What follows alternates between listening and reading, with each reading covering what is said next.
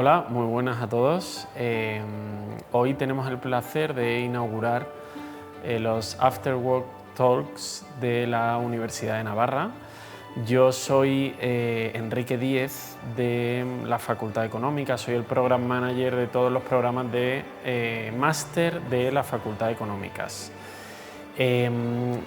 Hoy el tema que vamos a tocar es el tema de la sostenibilidad. Estas charlas van a consistir en conversaciones sobre un tema, en este caso la sostenibilidad, entre profesores de nuestro máster y antiguos alumnos que os puedan contar su experiencia trabajando pues, en estos sectores, en estas áreas tan relevantes a día de hoy. Hemos elegido precisamente la sostenibilidad para estas primeras charlas por la gran importancia que va a tener en los próximos años, la gran demanda laboral, debido a ciertas regulaciones que vienen, ¿no? Y queremos contar pues, con estos profesores y alumnos para que os cuenten un poco lo que ellos ven desde dentro en diferentes sectores. Estas charlas, en esta ocasión, van a contar con la Facultad de Económicas, la Facultad de Comunicación y la Escuela de Arquitectura. Hoy contaremos, en primer lugar, con la Facultad de Económicas, donde contamos con Alberto Andreu, que es el director ejecutivo del nuevo máster en sostenibilidad, que este año tendremos la primera promoción. Y contaremos también con Naomi y Laura, que son dos antiguas alumnas de un máster también de esta universidad, que han estado muy ligadas a Alberto Andreu y que ahora mismo trabajan en departamentos de sostenibilidad. En concreto, las dos están en KPMG. Durante la conversación abriremos la posibilidad de hacer preguntas y respuestas. Es muy importante que uséis el botón de preguntas y respuestas y al final del directo pasaremos esas preguntas y se contestarán 2 o 3, las más relevantes, por parte de Alberto y de las alumnas. Al final de todo, Alberto, como director ejecutivo del máster, también tendrá unas palabras describiendo un poco lo que es el máster y la importancia que va a tener, tanto en la universidad como en el mundo laboral. Yo recordaros de nuevo que soy el Program Manager, ¿no?, de este máster en concreto, con el que podréis, en caso de que estuvieseis interesados, pues en algún momento contactar, hablar conmigo y yo os ayudaré siempre que esté en mi mano para que podáis venir aquí todos aquellos que podáis tener interés. Creemos que es un tema muy importante y yo ya voy a dar paso a nuestros invitados, que creo que es lo que más os va a mover y a seguir aquí, a seguir la conversación y lo que ellos tienen que decir. Así que encantado, un placer a todos los que estáis aquí. Recordar que podéis hacer preguntas y nada, hasta la próxima.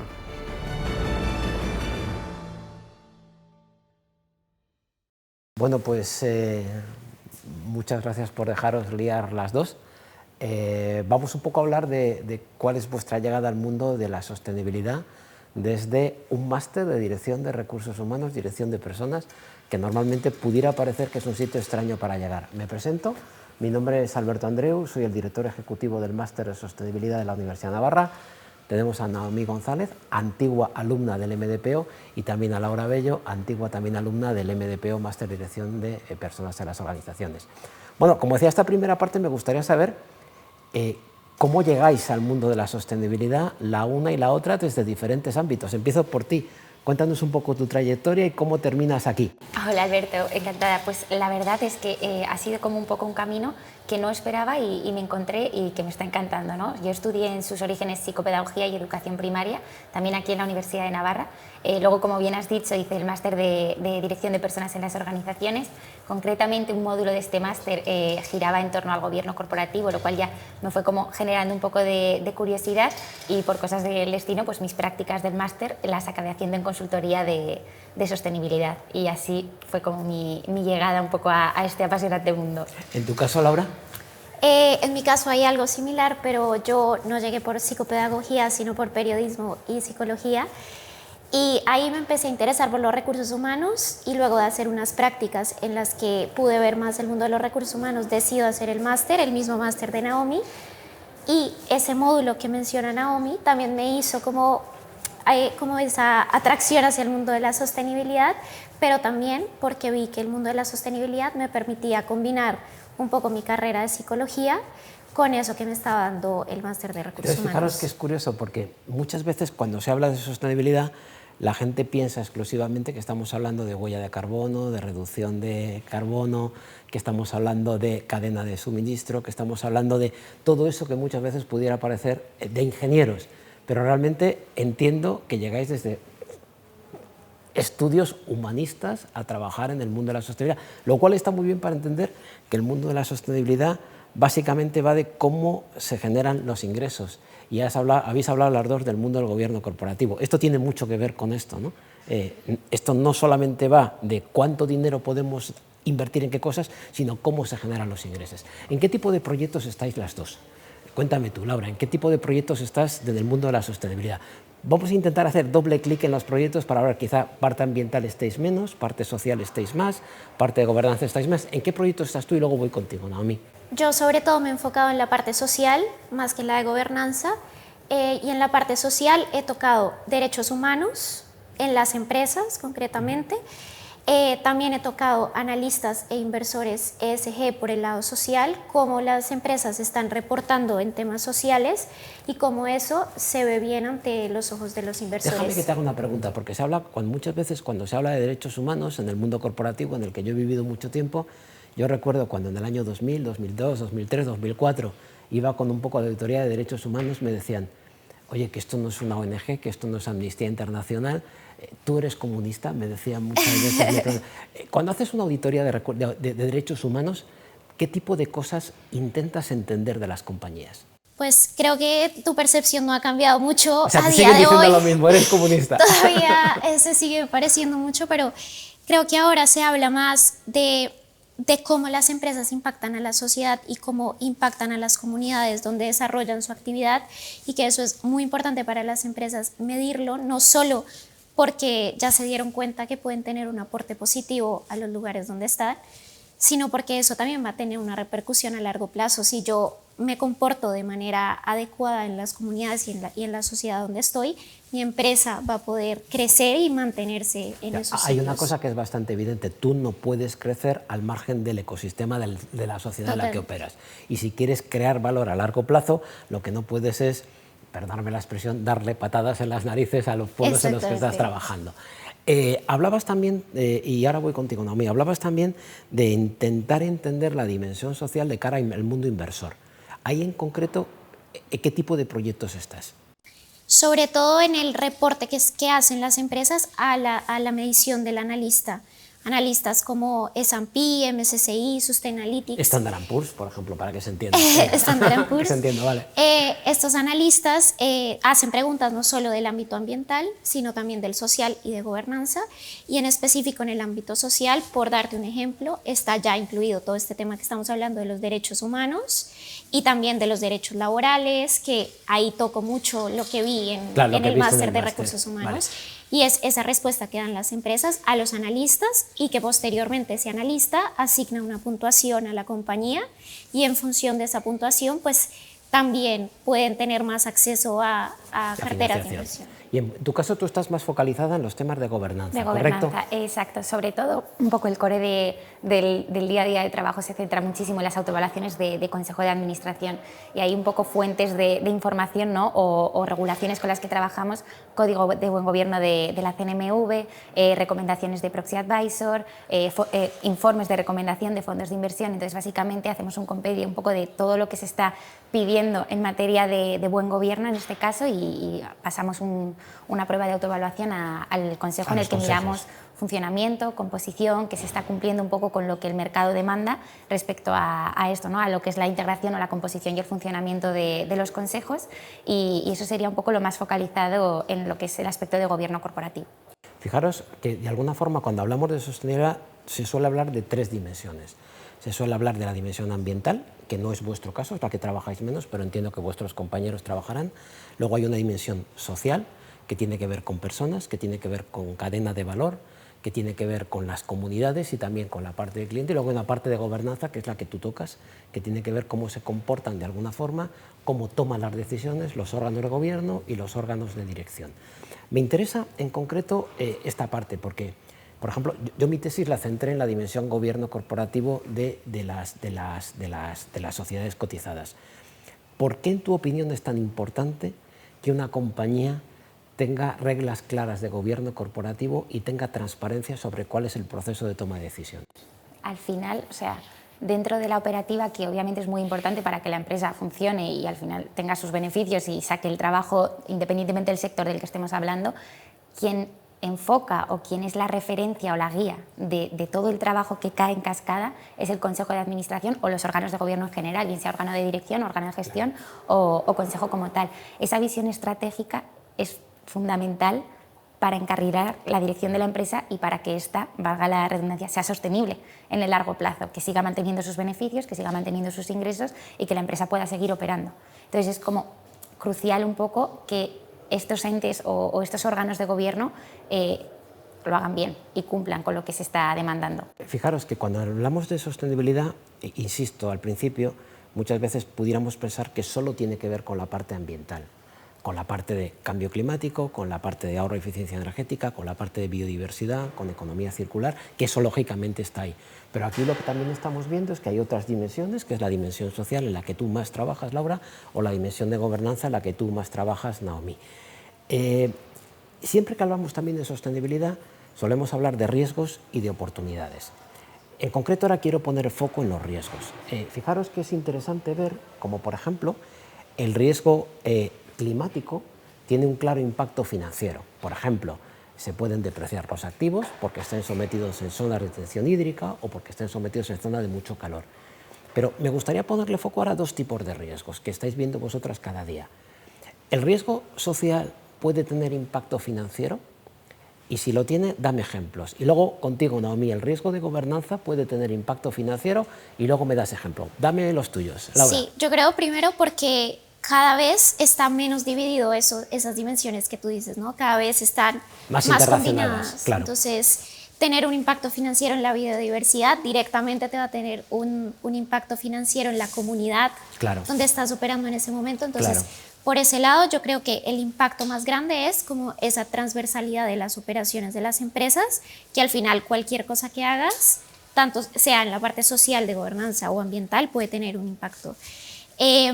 Riesgos puntuales, bueno, lo que te decía de tener una afectación en la comunidad donde se desarrolla la actividad o directamente con los empleados. No saber gestionar el bienestar de tus empleados, no saber cumplir con los derechos laborales de tus empleados puede acarrear un montón de riesgos financieros simples como demandas de los mismos empleados. Es muy simple, la demanda es la más clara de todas. Sí, esa directamente a magnificados de que tu empresa tenga un riesgo reputacional y ese riesgo implique que... Y fíjate, por ejemplo, hay otro elemento que es importante, que es la fuga de talento. Ahora mismo, para determinadas posiciones y para determinados sectores es muy difícil encontrar determinado talento, ¿no? Si nosotros no somos capaces de alguna forma de trabajar de manera óptima con los empleados, se te piran, se te van. Claro. En consecuencia tenemos ahí un problema, ¿no? Y si no hay empleados, no hay dinero. Y en el caso del gobierno corporativo, dame ejemplos también. Pues un poco también sí, los estaba intentando pensar ahora, pasan por a nivel reputacional y el impacto económico que un fallo o una crisis reputacional para una compañía puede tener, ¿no?, respecto a su balance, digamos. Entonces sí que lo vinculo más a temas de cumplimiento y de pérdida de, ya no riesgos, vamos a ampliar el enfoque como se está hablando ahora, sino también de oportunidades, ¿no? Toda la inversión que hay ahora o el capital disponible en materia de ESG, todos los gobiernos que no estén actualizados de la normativa vigente, de qué están pidiendo los inversores, qué están pidiendo los reguladores y no lo apliquen a su compañía, están perdiendo oportunidades de inversión y de financiación que obviamente son buenas para las empresas. Fíjate, desde el punto de riesgo te hago una matización. Si nosotros analizásemos los grandes escándalos corporativos desde el año 2000, cuando explota Enron, o a los últimos que podamos tener aquí, Lo que nos hemos dado cuenta es que fallos en el proceso ordinario de toma de decisiones han llevado a enormes quiebras. Por ejemplo, Enron supuso una enorme desaparición de la compañía, pero tenemos otros tantos casos más. Merrill Lynch fue un claro ejemplo. Los casos de escándalos de Wells Fargo también lo han sido, y esos han generado quebrantos patrimoniales para los accionistas y, lógicamente, muchísima pérdida de empleo. Hablábamos también de oportunidades en el mundo de la sostenibilidad. ¿Dónde estáis viendo las principales oportunidades? Ya me lo habéis avanzado un poquito las dos, ¿no? ¿Dónde veis las principales oportunidades para las compañías trabajando óptimamente el mundo social y trabajando óptimamente el mundo de gobernanza? Empiezo por ti, por la parte de gobernanza. Pues un poco Laura. lo que comentaba, o sea, oportunidades sobre todo de cara A captar financiación. Exacto, a captar financiación, ¿no? Y también más aterrizado a lo que es la realidad de la empresa, pues lo que hemos comentado al principio, ¿no? A ser sostenibles en el largo plazo, claro, y asegurarte que el funcionamiento es correcto para poder perdurar en el largo plazo. Y luego, sobre todo eso, tema de financiación y de recepción de inversiones de lo que el mercado está demandando. Un poco para entendernos, ¿no? Es difícil meter dinero en una compañía que no tenga bien gestionadas sus riesgos, porque en el fondo estás tomando muchos riesgos, estás arriesgando mucho. Y segundo, si lo que se están buscando son inversiones a largo plazo, lógicamente una compañía que sea muy ordenada tiene una mayor capacidad de pervivencia en el largo plazo. Ojo, si quieres hacer inversiones a corto, da igual, pero si quieres hacer inversiones a largo, no. En el caso social, ¿dónde vienen las principales oportunidades? Yo lo veo muy similar, o sea, creo que también es muy transversal esas oportunidades. En el ámbito social, lo que tú decías del talento es muy claro.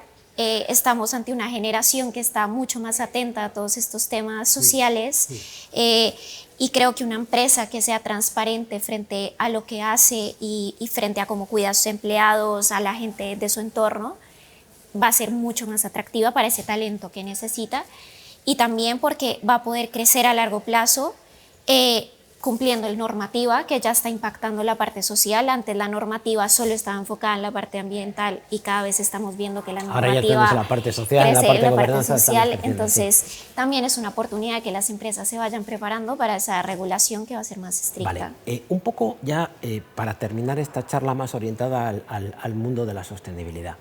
Hoy muchos creen, o hay mucho de lo que se escribe, que estamos viviendo una ola antisostenibilidad, ¿no? De hecho, vas a determinados sitios y te miran regular, ¿no? Te atacan o de extremista, de comunista, de alguna forma, como si esto fuese algo que está frenando el progreso económico, frenando el desarrollo económico, ¿no? Y me gustaría haceros unas preguntas casi a las dos, de sí o no, para intentar encontrar algunos consensos, ¿no? Os hago una primera pregunta a las dos. ¿Vale todo a la hora de ganar dinero, sí o no? No. No. Tenemos que tener una serie de líneas rojas que parece que son claras. Segunda pregunta, que me parece también importante. ¿Es posible generar valor a largo plazo sin ser sostenible? En el corto plazo sí se puede generar valor para el accionista sin ser sostenible. Luego aquí tenemos otro elemento importante, el largo frente al corto. Tercera pregunta. ¿Se puede generar valor al accionista sin creárselo de manera equilibrada a empleados, a la comunidad, a la sociedad en la que operas o al ecosistema en el que te mueves? ¿Se puede crear valor para el accionista sin crear valor distribuido para el resto? ¿En un corto plazo? En el corto plazo, claramente no. Cuarta pregunta. ¿El riesgo ambiental, social y de gobernanza es un riesgo financiero, sí o no? Sí. Se puede traducir en riesgo financiero. Sí. Quinta pregunta. ¿Hay oportunidades de negocio que impacten positivamente la cuenta de resultados si somos capaces de capturar el nuevo negocio que nos viene por el mundo de la sostenibilidad? Sí, tenemos diferentes ejemplos. Y última pregunta que me parece importante. Esta no sé si sí o no. Aquellos que creen que las inversiones basadas en criterios ESG o basados en lo que pudiera ser el concepto de sostenibilidad, aquellos que creen que esas inversiones frenan el progreso y frenan el desarrollo económico, ¿qué les diríais? ¿Qué le dirías tú, Naomi? Aquellos que creen que no, de otras formas es como ser un negacionista de la sostenibilidad, ¿qué les diríais? Pues complicado, pero al final, o sea, no sé, me baso un poco en la teoría de los stakeholders, ¿no? O sea, que yo creo que es de base y que al final se vive en la realidad de las empresas. O sea, me parece como innegable el tener que decir eso, el tener que explicarlo, porque lo veo tan claro que es, obviamente, la potencialidad de cada uno de los factores que afectan a tu empresa, de todos esos grupos de interés, te genera beneficios. O sea, entonces lo veo como tan obvio que no... Fíjate que yo tuve uno de mis jefes que tuve, que fue el presidente Van Nestor, el consejero delegado por el Banco Santander. Un día me dijo una cosa que me hizo pensar. Me dijo: Alberto, explicar lo evidente es imposible. Es imposible. En tu caso, ¿qué harías? ¿Te atiendes a la quinta enmienda de la...? Tal vez en un comienzo le diría que entiendo, porque como tú dices, sobre la sostenibilidad se han dicho muchas cosas. Hay mucho ruido. Entonces hay mucha ignorancia también en torno a ese tema.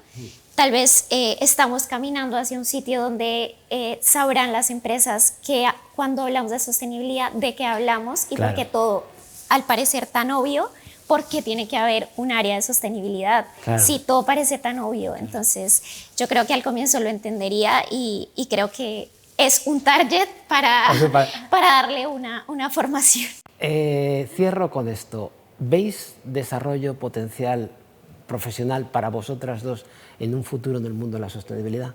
Sí. ¿Tú también lo ves? ¿No os arrepentís de haber entrado en este campo? No. Vale, yo a este campo llegué hace muchos años por la vía del proceso en el cómo se toman las decisiones, ¿no? Empecé trabajando en otro mundo y yo estoy aquí. Y la verdad es que creo que aquí se hacen cosas que contribuyen a tener una mejor economía, a tener unas mejores empresas, a tener unos mejores empleados, a tener mejores comunidades y básicamente a tener, creo que, algo un poquito mejor de lo que se puede hacer, ¿no? Así que nada, esta era la parte que quería ver con vosotras. No sé si tenemos alguna pregunta. ¿Tienes algo más? Sí, Venga. yo sí tengo una pregunta porque nosotras somos muy nuevas y llevamos muy poco tiempo de experiencia, pero tú que llevas en este mundo de la sostenibilidad tanto tiempo, como haznos un resumen de cómo ha cambiado la sostenibilidad desde que tú empezaste a... Pues mira, esto es interesante. Yo empiezo con esto más o menos en el año 98. El Pacto Mundial de Naciones Unidas nace en el 98-99 y nace básicamente, lo lanzó en su momento Kofi Annan con un objetivo fundamental, que es que el proceso de globalización de la economía fuese un poquito más digno, entendiendo por digno que las empresas multinacionales globales no fuesen a países en vías de desarrollo a explotar en términos brutos, ¿no? Se lanza el Pacto Mundial en el 98 con una serie de principios, 9 principios en principio, basados en los temas laborales, en los temas sociales, en los temas ambientales, y básicamente fue un pacto de ética. Empezamos muchos trabajando con el mundo de la ética y de la integridad. ¿Por qué? Porque el marco regulatorio era muy bajito. Os doy un dato, y es que en el año 14, en el seno de la Unión Europea, había poco más de 30 iniciativas regulatorias en materia de ESG.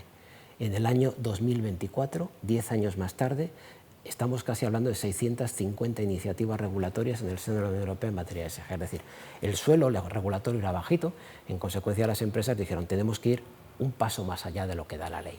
Y no solo en el país de origen, que solían ser países desarrollados, sino en el resto de los países en vías de desarrollo. Y fue un pacto, de alguna forma, basado en la integridad y en la ética. ¿Qué ha ocurrido en los últimos 10 años, o en los últimos 20 años en los que yo llevo trabajando? Que el suelo regulatorio ha ido subiendo. Entonces, si nos pusiéramos un ejemplo, siempre pongo el mismo ejemplo. Es como si nos vamos al edificio más alto del mundo, el Burj Al Khalifa en Dubái, ¿no? Antes eran 10 pisos, ahora son 563 pisos. Entonces, claro, ahora mismo hay un enorme esfuerzo para las compañías por cumplir ese mundo regulatorio. Entonces, hemos pasado del mundo de la ética y de la integridad y hacer las cosas por encima de la ley. Ahora estamos a un mundo en el que todo este proceso regulatorio busca básicamente un objetivo, y es conocer de manera integral el mundo corporativo. Tú tienes que conocer dos cosas: el impacto financiero que generan las compañías, en consecuencia la cuenta de resultados financieros, la información financiera y la información no financiera. ¿Por qué? Porque esa información no financiera, la parte social, la parte ambiental, la parte de gobernanza, generan enormes impactos financieros. Vamos a llegar en los próximos 3-4 años a que se va a producir una equiparación del mundo financiero con el mundo no financiero, y todo va a ser uno. Y detrás de esto hay una idea que me parece importante, es que cualquier persona que meta un euro como inversor en una compañía tiene que conocer el mapa entero de ante qué se enfrenta, lo financiero y lo no financiero. Cualquier persona que preste un dinero, un banco que presta un dinero, tiene que conocer el conjunto del equity story de la compañía. Cualquier empleado que trabaja allí tiene que saber si gana dinero y si destruye valor por otra parte. Cualquier proveedor que trabaje con esa compañía sabe que puede acometer una serie de riesgos. Y yo creo que en última instancia lo que estamos haciendo es un proceso de asimilación del impacto que tienen las compañías, lo financiero y lo no financiero. Como veis, se ha producido un proceso que nos ha llevado del mundo de la ética al mundo regulatorio con la idea de equiparar las dos informaciones y, en última instancia, y otro cambio que nos ha venido después, hacer que el planeta pueda seguir vivo como consecuencia de toda la evolución hacia un mundo net zero. Esto empezó en el 2015. En 2015 solo llevamos 10 años, cuando se produce el Acuerdo de París. El objetivo es ser net zero en el año 50, con objetivos intermedios en el año 30. Hay mucha distorsión, la crisis de Ucrania, la guerra de Ucrania, el coste de la energía, bueno, todo eso nos va a cambiar y ahora estamos en un momento muy cambiante. Pero ya os digo, empezamos por la ética, seguimos por las finanzas y terminaremos en el net zero. Esa es un poco la evolución. ¿Tú tampoco arrepentido? No, yo tampoco arrepentido. He trabajado en otros campos, pero este es el que más interesante para mí. Así que nada, pues oye, os agradezco la reentrevista que hemos tenido. No sé si ahora tenemos preguntas por aquí, que creo que tenemos alguna. A ver, nos viene alguna. A ver, Emiliano nos pregunta, y nos hace una pregunta y dice, oye, habéis hablado de que no es posible generar valor sin ser sostenible en el futuro. ¿Podríais profundizar un poquito más en esto? ¿Están todas las empresas dando importancia a la sostenibilidad, la importancia que tienen? Es decir, se puede ser, casi la voy a hacer la traducción de Emiliano, me vas a perdonar, pero se puede ser sostenible ambientalmente, socialmente y en gobernanza si no eres sostenible de manera económica. Esa quizá está latiendo ahí. ¿Cómo lo veis? Venga, venga, tira, no a mí. Juraría que tiene que, o sea, diría, ¿no, Emiliano, que tiene que ir todo alineado? O sea, al final es el objetivo que justo tú explicabas, ¿no?, de equiparar las dos visiones que habitualmente se viene teniendo de las empresas, del mundo financiero o no financiero, entender que todo converge. Todo converge. Y de hecho, muchas quiebras que ha habido han sido por razones de gobernanza y por razones económicas, aunque pudieran potencialmente ganar dinero. Aquí, bueno, yo creo que si le están dando todas las compañías a la sostenibilidad, la importancia que tienen, ¿cómo lo veis en vuestro día a día cuando trabajáis con las empresas de vuestra firma de servicios profesionales? Hay muchas diferencias, ¿no? Hay empresas que todavía están en una fase muy inicial, que la regulación todavía no les ha tocado, entonces están en una fase muy de preparación, otras muy avanzadas, pero yo creo que todas caminando a entender la importancia que tiene esto. El final de la película lo tienen todos claro, otra cosa son los tiempos que lleguen. Sí. Segunda pregunta, Alejandra nos pregunta, entiende que el máster de sostenibilidad es un máster aplicado, muy completo, pero que cualquier persona puede hacer este máster. ¿Qué formación se requiere? ¿Qué se busca? No sé si esta la contesto yo, quizá me toca a mí, ¿no?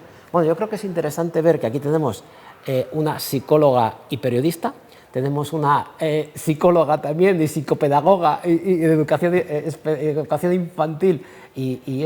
Bueno, en el máster lo que estamos buscando, a ver, este mundo que nosotros trabajamos es un mundo muy amplio, ¿no?, donde nos hemos encontrado ingenieros, porque aquí es necesario tener datos, es muy importante poder analizar y precisar los datos, y al final no puedes hacer un balance no financiero si no tienes datos.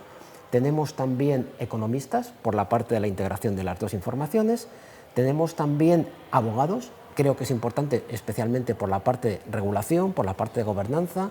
Tenemos también mucha gente que viene del mundo de la comunicación, porque aquí hay grandes ventajas competitivas y sobre todo cómo me vinculo con las comunidades en las que opero. También nos hemos encontrado y estamos buscando también arquitectos, porque las ciudades tienen que evolucionar hacia modelos más sostenibles, con movilidad sostenible y con muchas cosas más. Y tenemos, lógicamente, mucha gente que nos viene del campo ambiental. Aquí hay ciencia. Cuando hablamos de los objetivos de descarbonización, hablamos de ciencia. En consecuencia, esto es un poquito de lo que estamos buscando. Creo que este es un perfil, afortunadamente, en el que cabe mucho tipo de profesiones. Y entiendo que vosotras tenéis muchos compañeros de muchas procedencias distintas. Sí.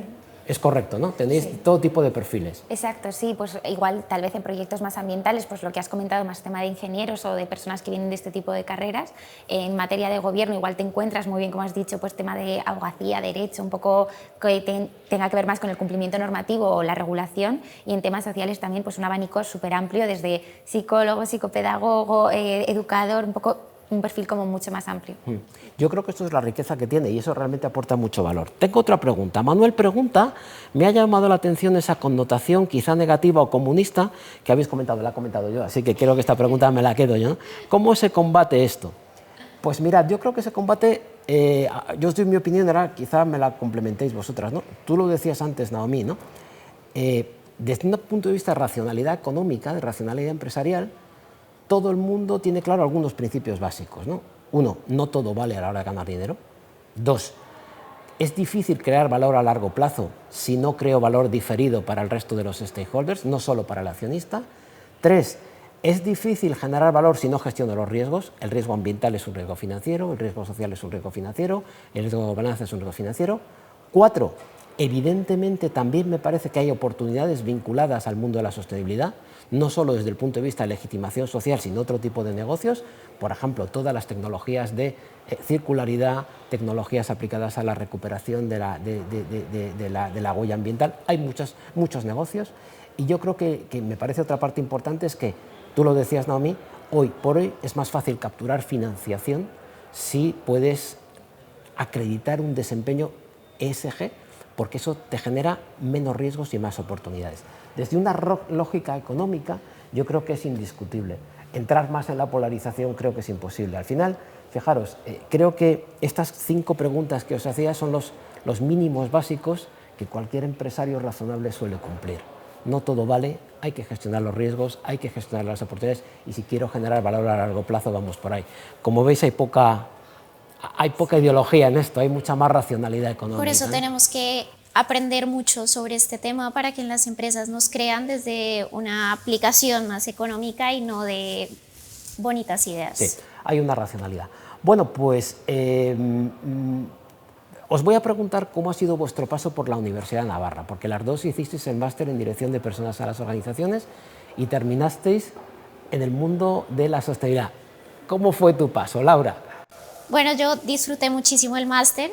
Creo que gracias a haber hecho ese máster, aunque no tuviera relación directa con la sostenibilidad, es lo que me llevó a la sostenibilidad.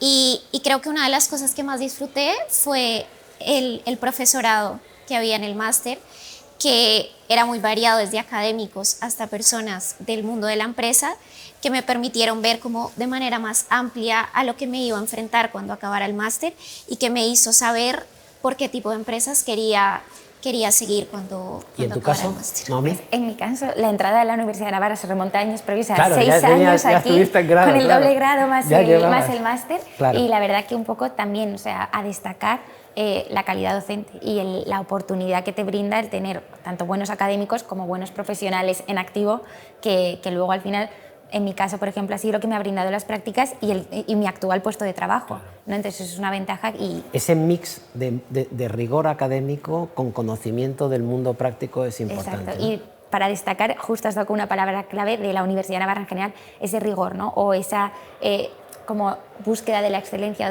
o de la calidad, que también durante los 6 años de mi etapa aquí se percibe, se respira y al final es lo que te convierte en un buen profesional, que es lo que todos buscamos. Te has sentido acogida en tus 6 años y querida y cuidada, y tú en el año y pico que estuviste también. Sí, bueno, yo también tengo experiencia previa en la Facultad de Comunicación y sí, definitivamente creo que es una universidad muy cercana con el estudiante, que se preocupa mucho porque ese estudiante también sea un embajador cuando salga de la universidad, y ese querer que sea un embajador también hace que sea muy rigurosa la educación y el trato. El largo plazo, volvemos otra vez a pensar en el largo plazo. Una ¿vale? universidad El largo sostenible. plazo. Una universidad sostenible. Bueno, pues yo, si me permitís, os contaré muy deprisa en qué consiste el máster. El máster que lanzamos es el máster de sostenibilidad. Varias cosas. Primero, es un máster que implica a 7 facultades, 7 centros de la universidad. Está liderado por la por la Facultad de Económicas. Yo soy el director ejecutivo. Javier Arellano, que quizá algunos conozcáis también, es el director académico. Después están involucradas también la Facultad de Tecnum, los ingenieros, están los medioambientalistas, la Facultad de Ciencias, está la Facultad de Derecho, la Facultad de Ciencias Económicas, FECOM, que llamamos, está también Arquitectura y, por último, ISEM, que es la Escuela de Negocios de Moda, que nos va a permitir entender muy bien la cadena de suministros en el mundo de la moda, que yo creo que es muy importante. En consecuencia, como veis, saber, yo creo que multidisciplinar. Segundo punto, que yo creo que es otro punto fuerte del máster, es, como decíais las dos, el profesorado. Tenemos profesores que vienen del mundo corporativo, que están trabajando día a día en el campo corporativo, y aquí tenemos muchos. Tenemos de firmas de servicios profesionales y tenemos de compañías punteras europeas y lógicamente españolas. Otro tercer punto es un poco el diseño que le hemos hecho al máster. El máster tiene varios bloques. Tiene un primer bloque que lo hemos llamado de conocimientos fundamentales. Y en los conocimientos fundamentales hay un pilar fundamental, que es de alguna forma la seña de identidad de la universidad, que es el entendimiento que el origen de todo es un entendimiento basado en la ética. No todo vale a la hora de ganar dinero, y ahí le vamos a dedicar un tiempo importante. Después queremos entender qué impacto tiene la sostenibilidad en el nuevo modelo de desarrollo económico del mundo, los economics, la macroeconomía asociada a la sostenibilidad. En esa parte del primer bloque fundamental vamos a intentar entender cómo la sostenibilidad cambia los modelos de negocio, cómo va a afectar al cambio del modelo de negocio de la banca, por ejemplo, de la automoción, por ejemplo, de la industria, de las infraestructuras, de la alimentación. Evidentemente cambia la manera en la que se van a desarrollar los negocios. Pensemos, por ejemplo, en la industria de la automoción. Hace 5 años teníamos coches de gasolina y de gasoil, vamos a evolucionar hacia coches más sostenibles, o también en la industria del transporte. Luego tendremos otro bloque que lo hemos llamado los bloques, por decirlo de alguna forma, típicos de la sostenibilidad.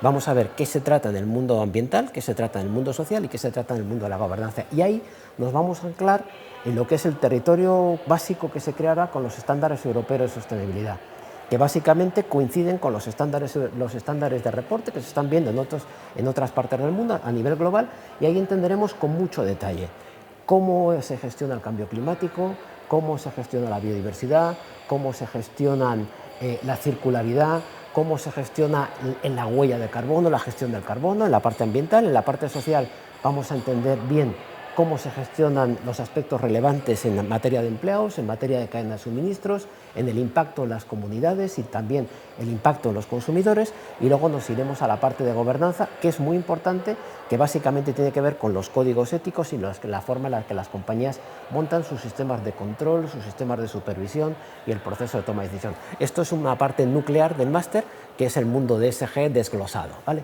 Luego tendremos otra parte que también es un transversal, que nos parecía importante, y es que para gestionar todo eso hacen falta algunas cosas.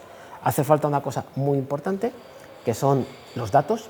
Habrá una asignatura específica para entender eso que se llama la ESG Tech, cuál es la tecnología aplicada a esto. Vamos a entender también cómo es el mundo de la comunicación, cómo hay que explicar y desarrollar una estrategia de sostenibilidad. Haremos también lo que tiene que ver con el mundo de los procedimientos internos y la forma en la que se gestionan los proyectos. Porque estos proyectos, como habéis visto, y lo habréis estado viendo en otras, son muy transversales, intervienen muchas áreas de la compañía, entonces no vale que cada uno haga su parte, tienen que ser proyectos end-to-end. Y esa será una parte también importante. Y luego la última parte, le vamos a dedicar tiempo a los sectores. ¿Cómo se modifican los sectores? Y ahí hemos hecho una última parte basada en sectores, donde hemos visto cómo afecta a la banca, cómo afecta a las infraestructuras, cómo afecta a la alimentación, y en esa parte de sectores traeremos a muchas compañías y la idea es que todas nos digan cómo te cambia tu modelo de negocio.